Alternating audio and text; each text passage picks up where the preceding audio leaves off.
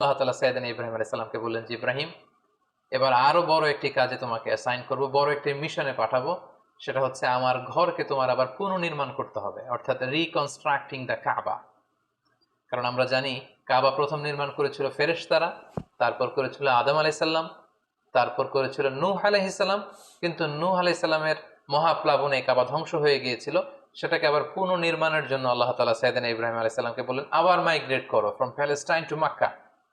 আমরা যদি সাইয়েদনা ইব্রাহিম আলাইহিস সালামের জীবনী দেখি, কতবার যে তিনি মক্কা থেকে ফিলিস্তিনে এসেছেন, আবার ফিলিস্তিন থেকে 1200 কিলোমিটার পথ পাড়ি দিয়ে তিনি মক্কায় গিয়েছেন, তার কোনো ইয়ত্তা নেই।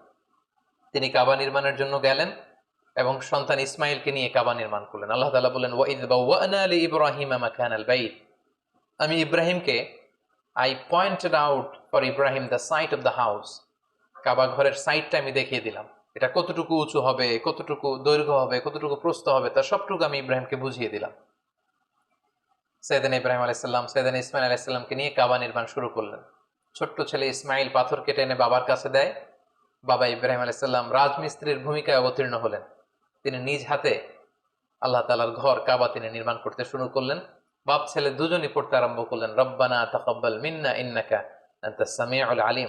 হে আল্লাহ, আপনি আমাদের পক্ষ থেকে এই ইফোর্ট, এই ডেডিকেশনকে, এই কাজকে আপনি কবুল করে নেবেন। এবং আল্লাহ তাআলা বললেন যে ওয়াইদ জাআলনাল বাইতা মাসাবাতান লিন-নাসি ওয়া আমনা, আমি এই কাবা ঘরকে, ইব্রাহিম ইসমাইলের পদধূলি ধন্য এই কাবা ঘরকে গোটা বিশ্বের মানুষের মিলন কেন্দ্র বানালাম। যেটা আমরা হজ উমরার সময় দেখি, more than 2 million Muslims they gather together in কাবা।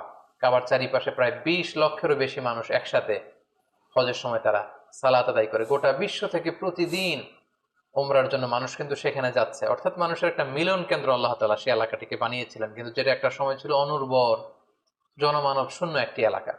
এবং আল্লাহ তাআলা আমাদেরকে আদেশ করলেন ওয়াত্তাখিযু মিন মাকামি ইব্রাহিমা মুসাল্লা, তোমরা ইব্রাহিমের দাঁড়ানোর জায়গাকে সালাতের জায়গা বানাও। অর্থাৎ যেই পাথরের উপর দাঁড়িয়ে সাইয়েদনা ইব্রাহিম আলাইহিস সালাম কাবাকে রিকনস্ট্রাক্ট করেছেন, আজ পর্যন্ত এই 2500-3000 বছর পরেও সেই পাথরটি আজও সংরক্ষিত আছে। আপনারা হজ উমরা যারা করেছেন তারা দেখেছেন সেই পাথরটির চারদিকে সেটা সংরক্ষিত আছে, সাইয়েদনা ইব্রাহিম আলাইহিস সালামের ফুটপ্রিন্ট সেখানে আছে, পায়ের ছাপ আছে। এবং সেটাকে সামনে রেখে টু দ্য ডাইরেকশন অফ কাবা সালাত পড়াকে আল্লাহ তাআলা আমাদের জন্য অবধারিত করেছেন, তিনি আমাদেরকে আদেশ করেছেন। এবং সাইয়েদনা ইব্রাহিম এবং ইসমাইলকে বলেছেন তোমরা কাবা ঘরকে পরিচ্ছন্ন করো, ঝাড়ু দাও। সাইয়েদনা ইব্রাহিম আলাইহিস সালাম সফলতার সাথে কাবা পুনর্নির্মাণের এই মিশনটাও সম্পন্ন করলেন। সম্পন্ন করে তিনি কায়মনোবাক্যে আল্লাহ তাআলার কাছে একটা দোয়া করেছিলেন, ঐতিহাসিক দোয়া। তিনি বলেছিলেন রব্বানা ওয়াবআথ ফীহিম রাসূলান, হে আল্লাহ, এই মক্কায় আপনি একজন রসুল পাঠাবেন, ইয়াতলু আলাইহিম আয়াতিক, যে আপনার আয়াত তেলাওয়াত করবে, ওয়া ইউআল্লিমুহুমুল কিতাবা ওয়াল হিকমা, এবং এই এলাকাবাসীদেরকে তিনি আপনার কিতাব শিক্ষা দিবে, সুন্নাহ শিক্ষা দিবে, ওয়া ইউযাক্কিহিম, তাদেরকে পরিচ্ছন্ন করবে, ইন্নাকা আনতাল আজিজুল হাকিম, আপনি মহাপরাক্রমশালী, আপনি প্রজ্ঞাময়। এই বরকতপূর্ণ দোয়ার বদৌলতে বেসিক্যালি আল্লাহ তাআলা আখিরি জামানার পয়গম্বর বিশ্বনবী মুহাম্মদ রাসূলুল্লাহ সাল্লাল্লাহু আলাইহি সাল্লামকে প্রায় 2500 বছর পরে মক্কায় শেষ নবীর আগমন ঘটে। এবং আল্লাহ রাসূল সাল্লাল্লাহু আলাইহি ওয়াসাল্লাম তিনি বলতেন আনা দাওয়াতু আবি ইব্রাহিম, আমি হচ্ছে আমার বাবা ইব্রাহিমের দোয়ার ফসল। ওনার দোয়ার বদৌলতেই আল্লাহ তাআলা আমাকে এই পৃথিবীতে শেষ নবী করে পাঠিয়েছেন। একেবারে শেষ পর্যায়ে আল্লাহ তাআলা ইব্রাহিমকে বললেন যে ইব্রাহিম, তুমি মক্কা ছেড়ে যাওয়ার আগে মক্কাতে একটি ঘোষণা দাও, ঐতিহাসিক ঘোষণা, বিগ অ্যানাউন্সমেন্ট। সেটা কিসের ঘোষণা? সেটা হচ্ছে হজের ঘোষণা। কিভাবে হজ শুরু হলো, তুমি হজের ঘোষণা দাও। সাইয়েদনা ইব্রাহিম আলাইহিস সালাম বললেন আল্লাহ, এখানে কোনো মানুষ নেই, কোনো জনপদ নেই, কেউ নেই, আমি কার কাছে হজের ঘোষণা দেব? আল্লাহ তাআলা বললেন তুমি শুধু ঘোষণাটা দাও, গোটা বিশ্বের মানুষের কানে এই ঘোষণা পৌঁছে দেওয়ার দায়িত্ব আমি আল্লাহ নিজে নিয়ে নিলাম। সুবহানাল্লাহি ওয়া বিহামদিহি।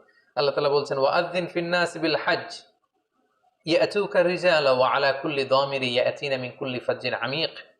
ইব্রাহিম, তুমি ঘোষণা দাও, তোমার এই ঘোষণার বদৌলতে দেখবে আগামী বছর থেকে গোটা বিশ্ব থেকে মানুষ আসতে শুরু করবে। এবং সাইয়েদনা ইব্রাহিম আলাইহিস সালাম সাফা পাহাড়ের উপরে উঠলেন, কোন বর্ণনায় জাবালে আবু কুবাইসের উপরে উঠলেন, উঠে ঘোষণা দিলেন আইয়ুহান নাস ইন্না রাব্বাকুম ক্বাদ ইত্তাখাযা বাইতান ফাহাজ্জু, হে গোটা বিশ্বের মানুষ, আল্লাহ তাআলা একটি পবিত্র ঘর নির্মাণ করেছেন আমার মাধ্যমে, তোমরা এই ঘরে হজ পালনের জন্য আসো। তাফসীরে এসেছে যে এই ঘোষণাটা আল্লাহ তাআলা গোটা বিশ্বের সবার কানে তখন পৌঁছে দিয়েছেন। এমনকি আমরা যখন তখন ছিলাম না এই পৃথিবীতে, আমরা রুহের জগতে ছিলাম, আমাদের কাছে আল্লাহ তাআলা এই আহ্বানটি পৌঁছিয়েছিলেন। এবং রুহের জগতে আমাদের মধ্যে থেকে যারা লাব্বাইক লাব্বাইক বলে এটার আনসার আমরা করার সুযোগ পেয়েছি, তাদেরকে আল্লাহ তাআলা এই পৃথিবীতে কাবা জিয়ারতের এবং হজ পালনের সুযোগ দান করে থাকেন।